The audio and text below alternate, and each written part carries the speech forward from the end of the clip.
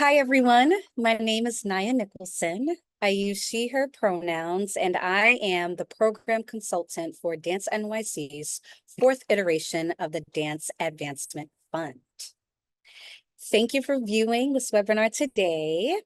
Before we begin the presentation, please note that for the duration of the webinar, I will not be visible, but our ANSL interpreters will be visible alongside the presentation. I am a Black woman with brown tones, wearing a black knitted dress with white on the collar, and also deep wine-colored hair. Just a little bit about myself. I am Executive Director at Move NYC, an arts and social justice organization with the mission to cultivate greater diversity and equity within the dance profession and beyond. But in essence, I am a justice-driven, creatively inclined, nonprofit arts leader with 9 years of advancement expertise, namely business strategy, fundraising, DEI, marketing, and board and program development. My other affiliations are with Dance NYC, Dance USA, New York Foundation for the Arts, the International Association of Blacks in Dance, the Jose Limon Dance Foundation, as well as Gibney, which has resulted in 6 new studios and an elevator at 280 Broadway. I'm excited to be this year's program consultant to engage in peer learning and sharings with you as part of this webinar. Again, we will have ASL interpretation for this webinar, and that is being provided on behalf of Sign Nixus. Closed captioning is being provided by the Viscardi Center. Thank you to our accessibility providers for being here today. Welcome everyone to today's Dance NYC's Dance Advancement Fund webinar, How to Devise a Fundraising Strategy. Digging into what this webinar is about. So let me give you an overview. We will discuss what is development and fundraising, how to make fundraising work for you, managing your relationships and data, and providing you with some resource toolkits on funding plan templates and CRM databases.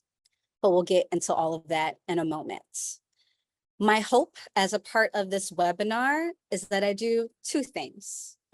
I help you to prepare a compelling application, specifically the sections that ask for your anticipated funding sources and other information about how your company organization is being supported.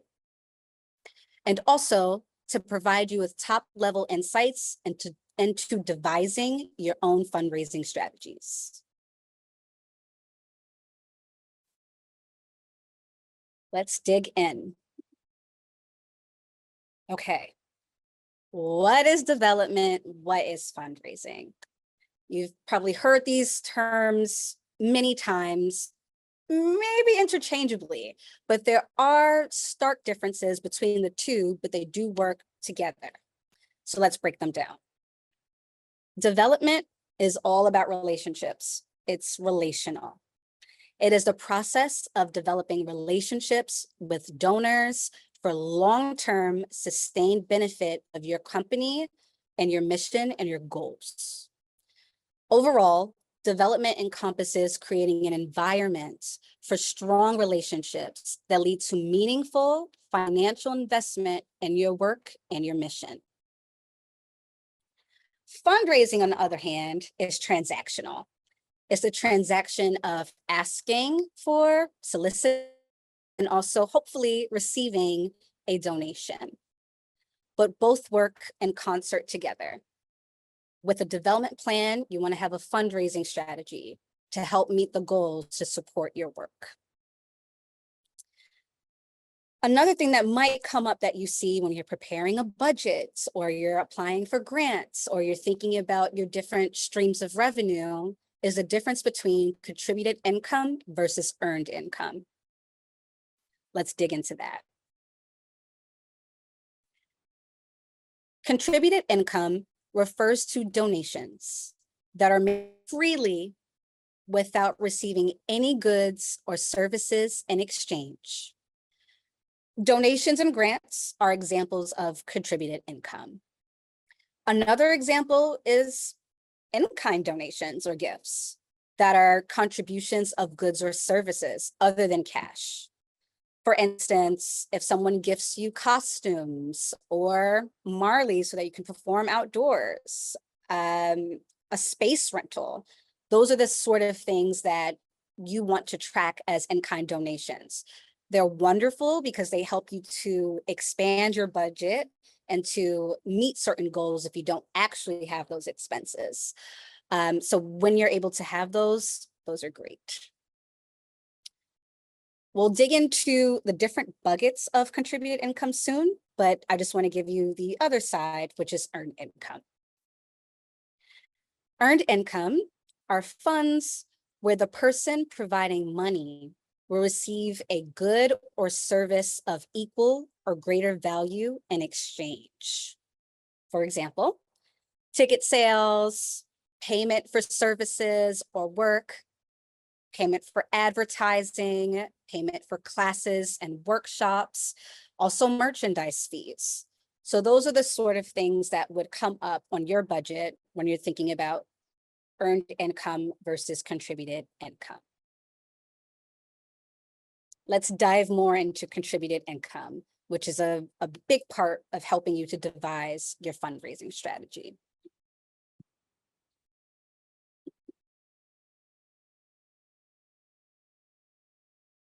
Okay, so now that we know what contributed income is, how do you pursue it? What are the opportunities? What does it entail? So it's typically broken down in budget templates that you see for your operating organizational budget, for program or project budgets that you're creating. You'll usually see the breakdown of individuals versus institutions versus events. Individuals will constitute normally, if you are a nonprofit 501c3 organization, a board, and then also other individuals who are non-board and how they support your organization. If you're a nonprofit, for the board, these members are the fiduciaries who steer the organization towards a sustainable future by adopting sound, ethical, and legal governance and financial management policies, as well as by making sure that your nonprofit company has adequate resources to advance your mission. The board is your first champion and should demonstrate their financial and volunteer investment. Yes, board members are volunteers. At the onset of your vetting process, or should you have a board application or a board agreement, there's usually a give-get scenario where, in terms of the give, for instance, if the threshold for the board is $1,000, by the end of your fiscal year, that board member should give you a straight contribution of $1,000. If the get is $1,000, they go to their networks, find new people to help raise that 1,000 to still get it into you by the end of your fiscal year. So that's the difference between a give and a get request. But those are funds that you can count on every year. So if you have 10 board members, that's $10,000 that you know that your board will step up to the plate and fulfill, and that you can count on when you're creating your budget and creating goals for your activities and other projects. In terms of thinking about who should be on the board, you really want to think about who is advancing your mission right now and into the future, whether that is looking for someone that has financial expertise or touring expertise, marketing expertise, someone that has connections in the community, someone who's familiar with your target audience and the dancers that you hire and want to serve. Maybe you have specific targets for diversity in terms of age, gender, geography, race, or other attributes to help establish a broader base of understanding and experience. That is those are some like great questions and skills and expertise to think about for your company and to help you identify and properly recruit the right board members. Because again, they are your first champions in terms of governance and financial investment to keep your company going. Great. One thing that you can do if you are wanting to feel out a board member to see if they would be a great fit is to potentially ask those candidates to first serve on a committee. That could be a special events committee, a touring committee, strategic planning committee. That could be a finance committee. There's so many committees that you could establish, and you can see if those people are really adding to and aligned with the mission and goals of what you need of a board member. So that's one way to assess a potential fit. If you are not a nonprofit and you are fiscally sponsored or on your way to becoming a nonprofit, the other individual line is going to be your bread and butter. These individuals who could potentially become your major donors, you want them to give, but you also need to know what's important to them. And let's roll back just a little bit. These individuals, potential major donors, are the people who are opening your newsletter, the people who are following you on social media and are liking your content, resharing that content, the people who are coming to your shows and open rehearsals and speeches, those who are giving you advice or that you're seeking advice from. These are the people that you can start with who are immediately in your network to see if there is opportunity for a financial investment, to partner with them in this beautiful way.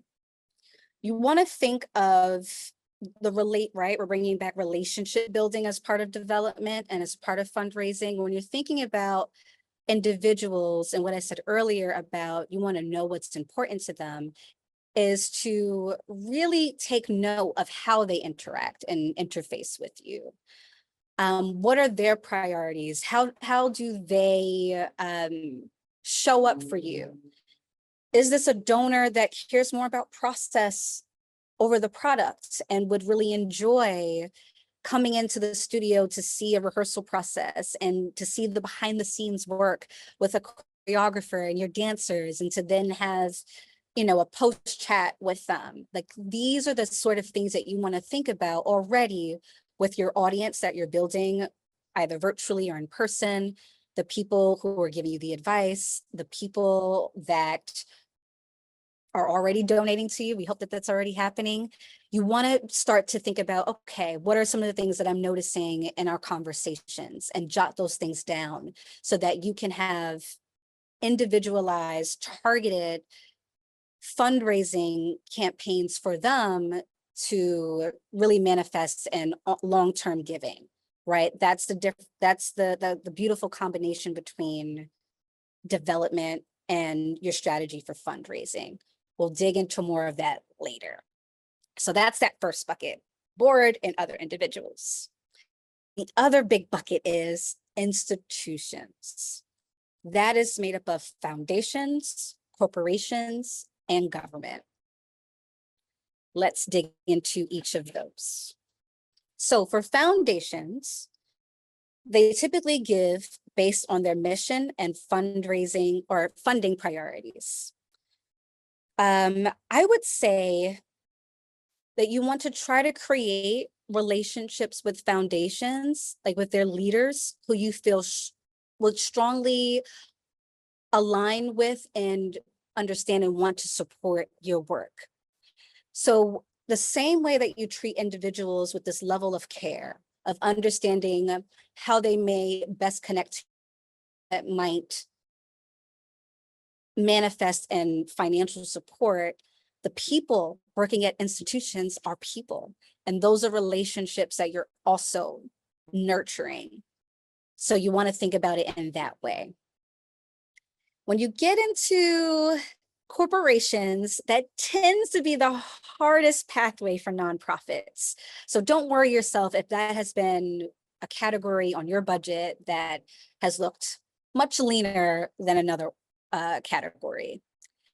The main reason for that is that if you don't have a direct contact, if you don't know who the decision maker is, it's just a longer pathway to get in front of them and to solicit support. As the baseline, corporations are typically intrigued if your work can help the corporation's marketing efforts and if you can increase its revenue. And/or, if you make the corporate leader look good, if this is a mission that is a beautiful partnership and alignment, they can be more open to partnering with you. And you can think of corporations on a small and large scale. This could be a small business in your neighborhood that could potentially sponsor you for an event with the opportunity to market their product and their logo on your step and repeat. It could also be a bank. It could be a plethora of things. The list of corporations they're not endless, but it's long. So you can think about it more creatively as well.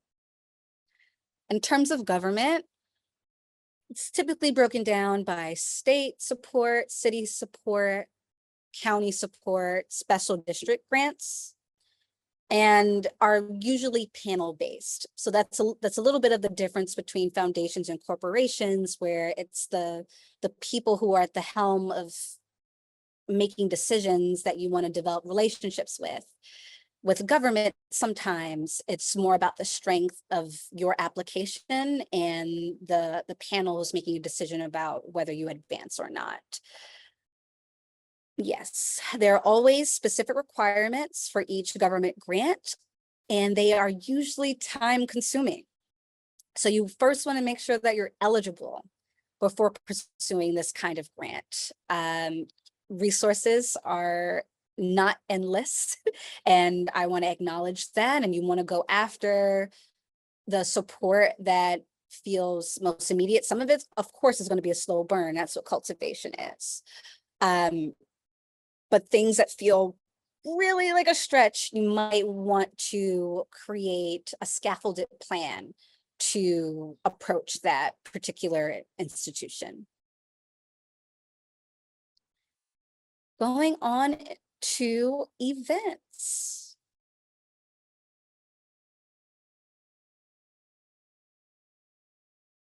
Okay, so there are galas and other special fundraising events that can also support your contributed income opportunities. And this bucket, just like board and other individuals, really lives in your world and in your hands about how you want to structure the event, what the fundraising goals are of that event, how much personnel is needed to execute it, because these events can also be very time consuming. So you want to make sure that that the pros are being addressed. And here's a couple of ideas around pros that I've listed. If you're going to consider putting on a gala or another special fundraising event, you want to make sure that you are attracting new supporters. You want to be able to raise your organization's, your company's visibility. You want a large number of people to experience it. You definitely want to encourage board involvement. Again, your board is your first champion. They should be the first to help you in terms of purchasing tickets or sponsorships, making donations, connecting you to people who will also buy tickets, sponsorships, or make a donation. And also to help you get in the weeds a little bit, send out those invites and thank you cards, depending on where you are in your life cycle of a board. You want it to, as a result, your mailing list should increase. The people who are following you on social media or engaging with your work should increase. And you should also get to a place that feels good for you in terms of your fundraising goal. What is aspirational versus what do we need in order to be in the black when we're at the end of our fiscal year and we're looking at our budget. So you want to make sure that your goal for your gala or fundraising event is practical, and you want to make sure that your expenses aren't heavily outweighing the income. I've alluded to this, but some of the cons would be, it takes a lot of time. There's a lot of planning and a lot of organizational skills. A best practice would be ahead by maybe 12 months in terms of your planning, which could be really hard if you have a small team. So you want to think about that. If it's a special fundraising event, you can scale it down in a way that makes sense for you, so that you don't feel crazed and that you can walk into that event and sharing the good word about the work that you're doing so that people feel inspired to support you. And and like I said, you just want to make sure that it's feasible, that the expenses are not outweighing the income, nor what you feel in terms of your target goals. Another idea is cultivation and stewardship events. And that would be free and engagement-based only events. A donor cultivation event, also known as a non-ask event, is a more intimate event that is tailored to you, to just cultivate new donors, to get those people in the room. Who you want to cultivate as a prospective donor can vary greatly. And depending on your company's needs, probably includes donor segments like major donors, high net worth donors, potential partners, presenters, that you, and also some of these people, the people who are working at the institutions, the foundations, the corporations, and these government entities. You might want to, it could really serve as a wonderful introduction to the work of your company without any monetary ask for them.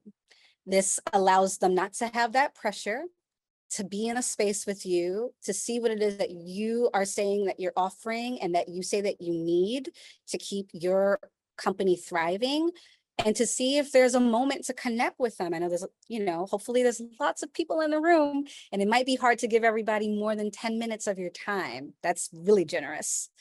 But you want to have those moments to connect. And even if people send their regrets, that doesn't mean to be discouraged and not to invite them again. Cultivation is a process. It's meeting someone. It's just like a relationship. You may not ask this person to travel with you and go on a vacation within the first week of meeting them. You might want to meet up for coffee and talk a little bit about yourself and what you care about, and then the worlds that you and affiliations that you are part of, and to carefully build that relationship. So these are wonderful opportunities for that, to continue to invite people to the events, even if they send regrets.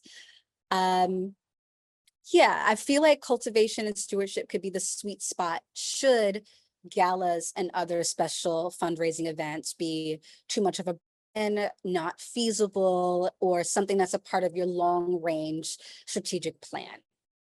That's not to say that at cultivation stewardship events that you cannot fundraise. It's totally fine to have that donation table for someone to go over. It's totally fine to make a pitch about, this is what the company is doing today. this is what we need. This is an exciting project that's coming up for us. We have an opportunity to tour. We have an opportunity to take part in this residency, but it costs X amount of dollars. And you're the first to hear about this exclusive opportunity today. There's no harm in fundraising at the event, but the entry point should be complimentary. So how are we going to make fundraising work for you? Top level, I gave some examples, but you want to think about your engagement plan, your annual engagement plan and schedule. You can start with your activity calendar. What's already happening that can be an opportunity for someone to engage with your work? Do you have rehearsals with a newly commissioned choreographer that will only be in town for 2 weeks and could really be exciting for someone to see the process? Bringing that example back, someone who might be really, really interested in having this behind the scenes exclusive access to seeing the process before it hits the stage. That's something that is already happening that shouldn't be an additional expense for you unless you want to provide, some snacks. But the space is already rented because the rehearsal's already happening. And how can I bring somebody in to engage with us to do all of these things? Engagement planning so they can see, how you make decisions about your values and who you commission. And to meet your dancers and to really just continue to develop that relationship. I would say that for individuals, I would say that for your board, especially if they're new board members and may not have had prior engagement with you in this deep way. I would say that for all the institutional relationships that you're developing as well, give them the opportunity. You'll learn, again, what's important to them.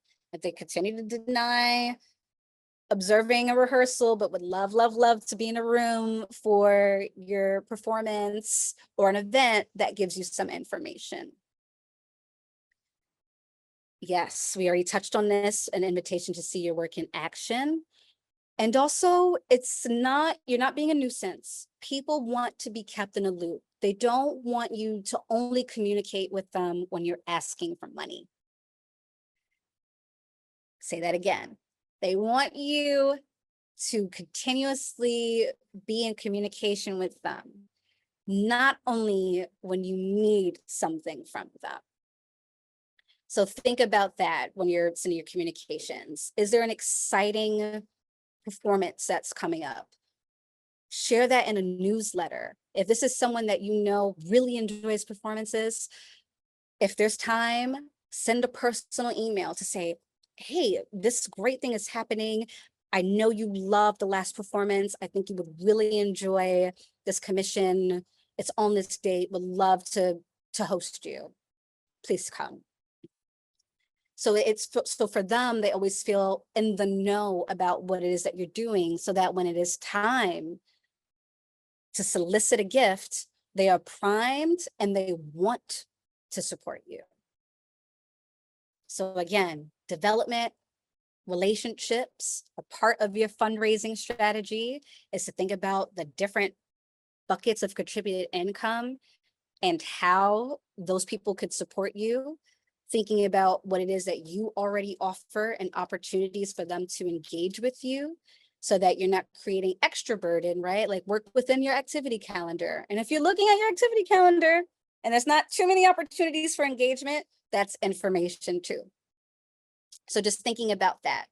Keeping supporters in the loop can look different. That could be sending a newsletter, sending them a personal email or a letter, scheduling lunch or dinner once a year. So in your budget, you can have a cultivation category, to take people out for coffee or for lunch or dinner, to invite them to your show and to have a deep dive conversation so they can help you advance your goals. It could also be a phone call. I know in this day and age, phone calls are, but phone calls are great as well. And social media is your friend. Lean into social media.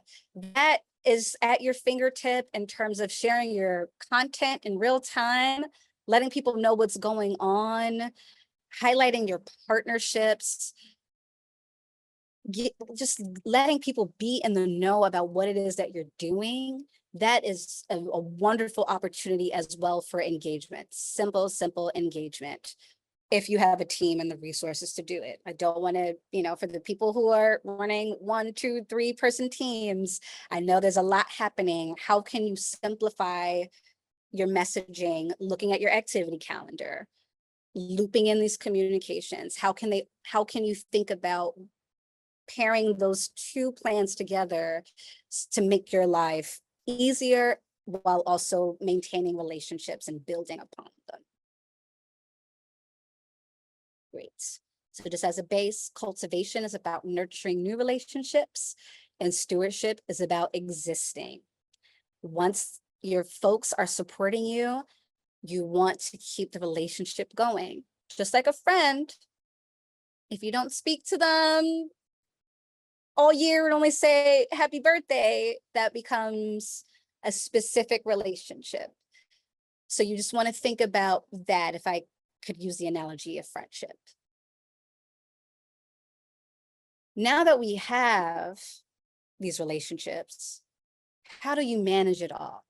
And how do you also think about your connectivity points with your donors as well as their financial investments as data?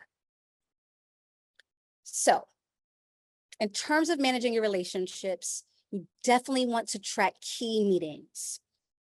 One way that you can do that is the organization of your inbox. If you're sending emails to request introductory meetings, reconnection meetings, whether that's on Zoom or in person or phone call, if that is you inviting them to an event and they say, yes, they're coming, or they're unable to come, or they're going to make a donation, you want to go ahead and jot down that information, because you want to be able to remember it and reference it, so that when as you're building your relationship and you're sending them customized ask to donate, you can say, it was so wonderful seeing you 6 months ago. I know that you really enjoyed this performance. You were particularly taken by this set of dancers. And I'm excited to share that these dancers are now in a new commission and are also highly visible. And I think that you would love to come to it. In the meantime, we're doing a crowdsourcing fundraiser to raise $5,000 so that we can self-produce this project, and would love to know if we can count on your support to make that happen. So now they're not just receiving a blanket campaign that's like, would love for you to do this. You can really tie it into, I saw you at this time, I noticed this, I know you like that. Here's some progression on what I know that you like. And here's an opportunity to engage with us again and to potentially support us, to invest in us in a meaningful way. So that's an example. And you want to do that with everyone. As much as your board is a volunteer board, they are also, like I said, your champions. So you want them to be at the events, to, if it's your board chair, perhaps, if it makes sense, to invite them to certain stakeholder meetings or introductory meetings, so that they also have the firsthand knowledge and understanding of how to share the good word about your work and to solicit support. Yes. Other things to think about outside of tracking key meetings and if people are coming to your events is to also have a firm grasp on a grants calendar in terms of those deadlines and what is being asked of you. So this is also a part of, particularly for institutions, managing that relationship. You don't want an institution to reach out to you to say, hey, I funded you last year, you submitted your report on time, you've hit the goals, the the funding was used appropriately as agreed upon and as stated in your grants, but the deadline has passed and I didn't see that, I don't see your application.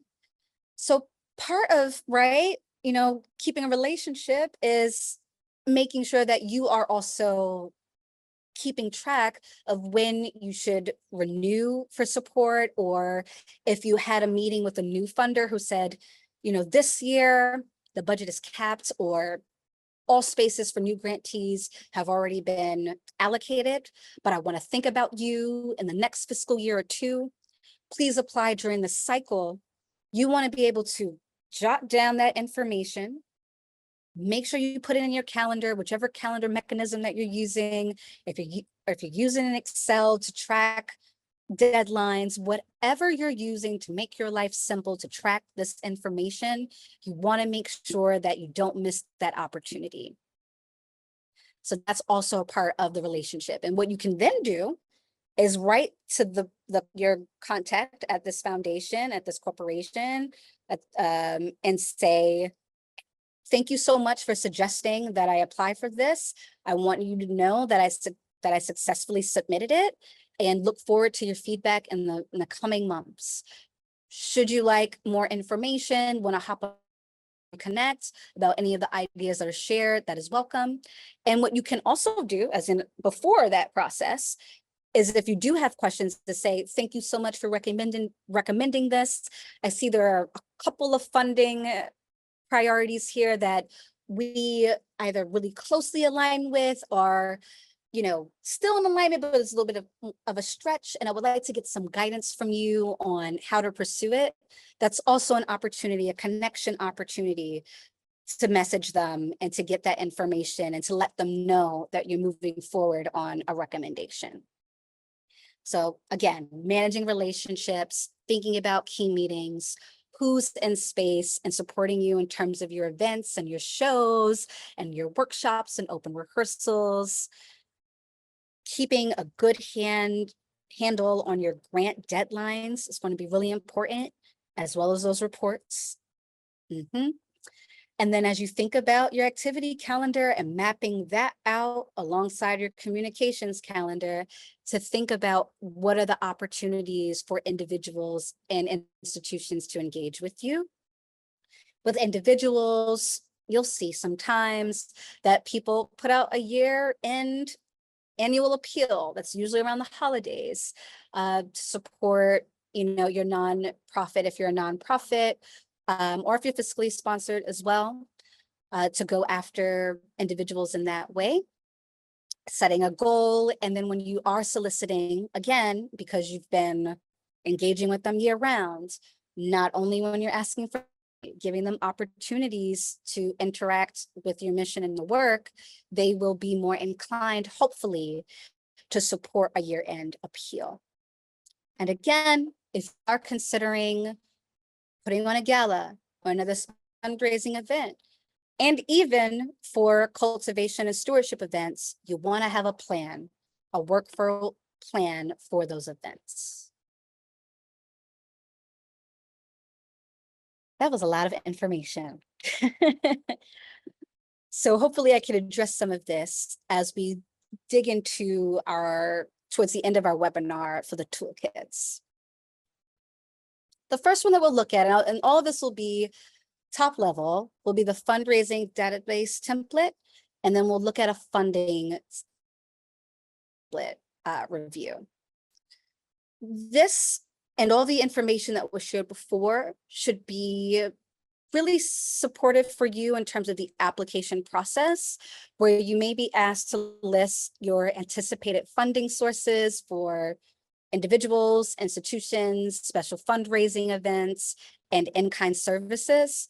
So we'll just take a look at that. We'll keep it top level, and there will be a specific webinar on how to construct an operating organizational budget, as well as technical sessions and other resources to help you successfully submit your Dance Advancement Fund application. But what we're looking at right now is our fundraising database template. It's going to have a lot of columns because we want to collect as much information as possible when we are managing our relationships, tracking those meetings, tracking those invites to events and rehearsals and workshops, when we are tracking grant calendars and who are the people and the last time you spoke to them and what's that next step. A simple Excel database like this could be helpful. What we'll share in the next screen is some information about customer relationship management systems called a CRM that will also help you to stay organized when you have a ton of contacts that you have, and also, you know, according to what your budget allows. So, and starting out, you of course want to track their first name and their last name. And again, this is just a template. You can organize things as you'd like. I just sharing some information. Their account name, whether that's the first and last name combined or a company that they work for. This would be in the instance of an institution. For instance, if it's Dance NYC and you're forming a relationship with Alexea, you want to put her name as the first name, her last name, Emma Manderson, and then in column C, it would say Dance NYC.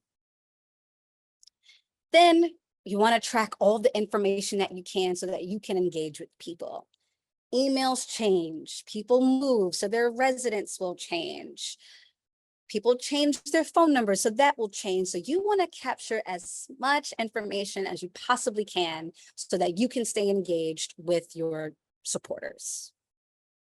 So that's getting their email, whether that's work or personal. You can put an email in alternate email.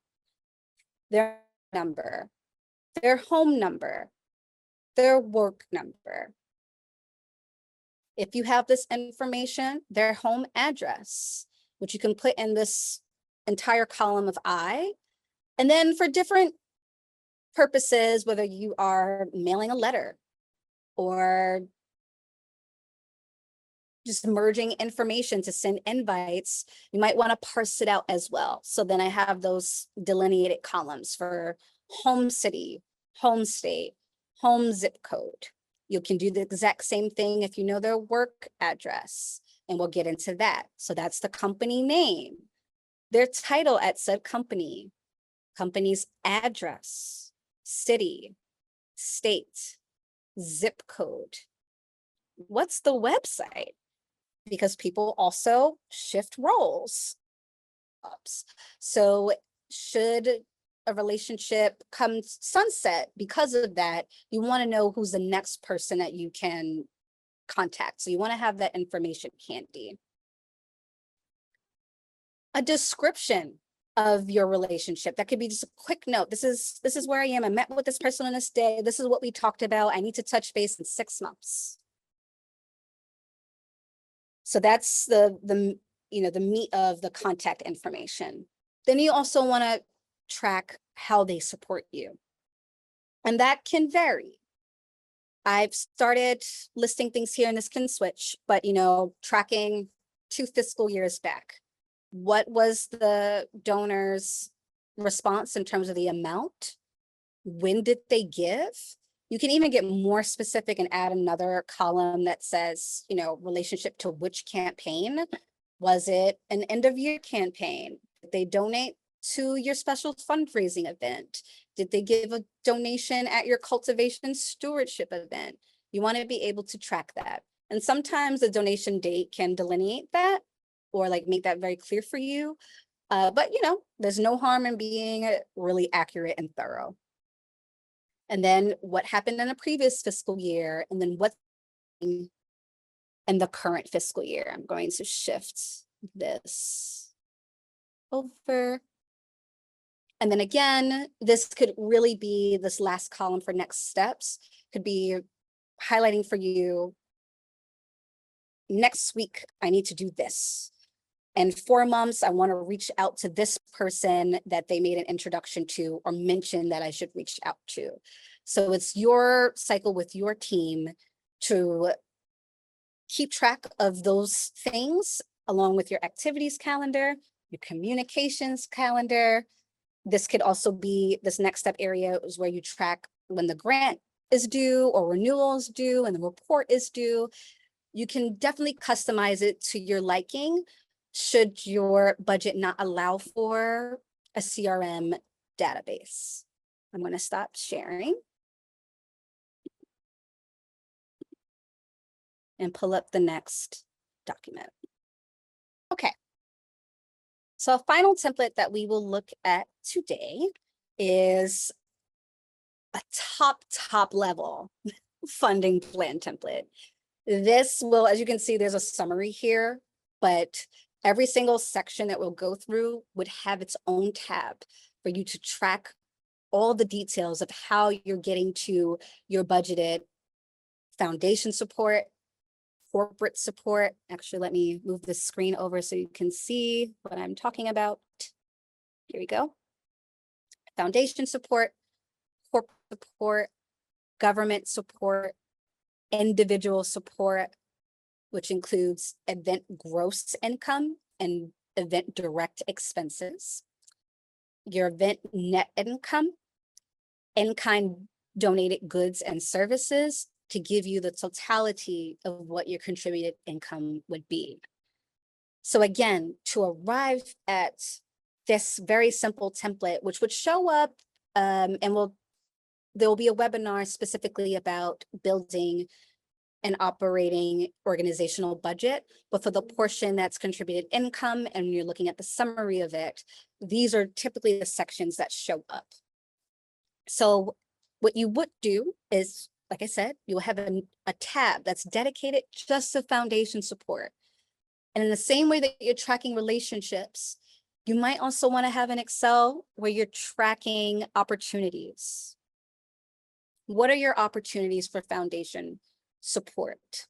Now, if you're new to this and don't know where to begin to look for this sort of support, I have a couple of ideas for you. The first thing is to think about your mission and your vision and what it is that you do. If there are similar organizations to your mission that's providing the same level of project or activities, even if it's not exactly the same, at their donor page and see who's funding them. And then once you look at who's funding them, you can do some research to look on those websites yourself and to see if you're eligible. And if you're curious about how much they may be funding specific entities, if you have access to an online database like GuideStar or Candid, you can type in that foundation's name, click into their 990 to see what's the most recent report that's on there, scroll down to see who are their grant recipients, and then you can see what the giving amount is, as well as in support of what kind of projects. What is it? General operating support? Is it a capital project? You'll be able to get a greater sense. And if you match up with your eligibility and you see what the grant amount is, and if that is in concert with your vision and your strategic goals for fundraising, you want to write those people down on that foundation support tab. You want to first list the people that's already supporting you, because there's a great chance that they will give you renewal support. Should the relationship and all requirements still be a positive experience and all around. And then you want to include these new opportunities, but you don't want to get too optimistic. You want to pace yourself because, as I mentioned earlier, there could be a matter of timing and commitments already made to current grantees and or slots already selected for new grantees. And once a relationship is established, it could take 2 to 3 to 4 years sometimes to see funding investment portion of that manifest. So my advice to you would be, yes, track that, maybe be very conservative in your budgeting, maybe discount it by 60%. If it and check that on a quarterly basis. If the gifts aren't coming in, you want to be able to have a plan and a cushion when you're thinking about your budget versus your projections. And this is the same principle that will apply to corporate support, government support, individual support, including events, as well as in kind. And the thing you want to think about with in-kind services, as much as they are wonderful, they are helping you to expand your budget without any real cost associated. So you want to think about, right? Like this is your golden plan. It's wonderful when you have that. What happens should that in-kind service not be around in 2 or 3 years? So you want to account for it in your budget as well. In the instance that something happens and the funding has a sunset, how are you going to keep your program project going in its absence? So you want to think about that as well as you map out this funding plan. Once you have those different tabs generated, it all should sum up to what's on this page under total contributed income. And that lets you know what you can expect for the year. You can do the same principle, really. I know we're talking about the development and fundraising, but you can do the same principle for earned income, thinking about your performance ticket sales, merchandise sales, advertising, contracted fees, what that revenue opportunity looks like to get a better sense of what is realistic for your overall budget, so that you can then go to these people that you are cultivating and nurturing relationships with and say, this is what we know we need to keep our lights on and to keep dancing. This is what we could do if we had some hero support. This project that we're thinking about that costs X amount, we would need your support for. So like it really helps you to tailor ask, to think ahead, to know what's covered. If you have an anniversary that's coming up or a new opportunity, how you can potentially go about that and how much it would cost. So, you know, going through the cycle of identification, nurturing those relationships, tracking the relationships, and having a really deep understanding of your revenue opportunities will set you up in beautiful ways. And before we close out, because I've been talking a lot about tracking relationships and, you know, maybe Excel works for you, but you would like to explore other avenues to help you. That is a CRM, that is a customer relationship manager that helps you to exactly do that, to manage your relationships, everything that we've been talking about, or I've been talking about for the past few minutes. Places like Donate Kindly, which is a free system, as well as Devise CRM, which is a free system, might be appealing to you if you are really thoughtfully thinking about how to track your relationships in a way that can live with you and also can be passed on as you expand your personnel and support staff. Other systems that have a cost associated, whether that is upfront or taking a percentage of, you know, certain things that come through, would be Kindful or GiveSmart or Salesforce. Salesforce, I think, would be on the larger end if you had like more than 5,000 contacts. The other ones are more medium-sized. And then, of course, we have the free ones. But Excel does work for people. So if that is also a system that you're accustomed to and want to refine based on these templates, you absolutely can do that. So I just wanted to lift up some of those options. But hey, friends, we're at the end. We are at the end of this webinar. I know I shared a lot of information. And just recapping, we talked about what the difference is between, actually, I'll just go back to the overview slide. The difference is between development and fundraising, how you can make fundraising work for you. How can you manage those relationships and the data that comes from that? And then what are some things in our toolkit that we can reference and of course customize based on our needs, which are the funding plan templates, as well as CRM databases to help you stay organized and meeting your goals. So a lot of this was top level. I hope it was helpful. And I just want to say thank you again to our ASL interpreters, our accessibility service providers at Sign Nexus and the Viscardi Center.